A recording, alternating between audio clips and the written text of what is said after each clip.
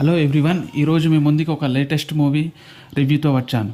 సాధారణంగా crime investigation thrillers కథలు అన్నీ దాదాపు ఒకేలా ఉంటాయి. క్రైమ్ జరగడం, అది పోలీసులకు అది సవాలుగా మారడం, ఇన్వెస్టిగేషన్లో ట్విస్టులు బయటకు రావడం, ఇలా అన్ని కథలు ఇదే ఫార్మాట్లో సాగుతాయి.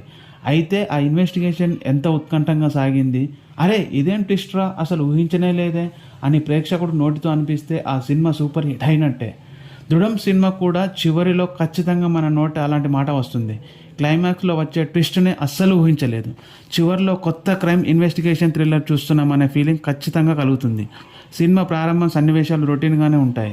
శిక్షణ పూర్తి చేసుకున్న ఎస్ఐగా కుంజినీలం పోలీస్ స్టేషన్కు రావడం, తొలి రోజులో సరదాగా కలిసి ఉండడం, చిన్న చిన్న క్రైమ్ కేసులు వస్తే సాల్వ్ చేయడం, దాదాపు అరగంట వరకు ఇలానే కథ సాగుతుంది.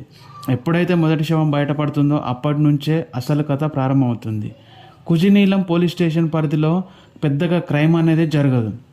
పోలీసులంతా ఊరి వాళ్ళతో చాలా స్నేహపూర్వకంగా ఉంటారు. అలాంటి ప్రశాంతమైన స్టేషన్కి ఎస్ఐగా వస్తాడు విజయ్.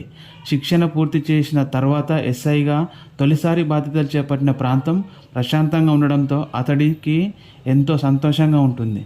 స్టేషన్లోని పోలీసులందరితో సరదాగా ఉంటూ తన డ్యూటీ తాను చేయించుకుంటాడు. అయితే ఆయన ఎస్ఐగా బాధ్యతలు చేపట్టిన 2వ రోజుకే ఊరిలో ఒక గుర్తు తెలియని యువకుడి శవం బయటపడుతుంది. కేసు నమోదు చేసి దీనిపై ఇన్వెస్టిగేషన్ చేస్తుండగానే స్థానికంగా మరో శవం ఒక డ్యాంలో బయటపడుతుంది. ప్రశాంతమైన ప్రాంతంలో ఇలా ఒక్కోసారిగా వరుస హత్యలు, దొంగతనాలు జరగడంతో ఉన్నతాధికారుల నుంచి విజయ్పై ఒత్తిడి పెరుగుతుంది. వారంలో ఈ కేసులన్నీ ఎలా ఛేదించాలని, లేదంటే ఆ బాధ్యతలను మరో అధికారికి అప్పగిస్తామని హెచ్చరిస్తారు. మరి ఈ కేసును విజయ్ ఛేదించాడా? అసలు ఆ శవాలు ఎవరివి? ఎవరు హత్యలు చేశారు? ఎందుకు చేశారు? అసలు దొంగతనాలు ఎవరు చేశారు? విచారణ క్రమంలో విజయ్కి ఎదురైన సవాళ్ళేంటి?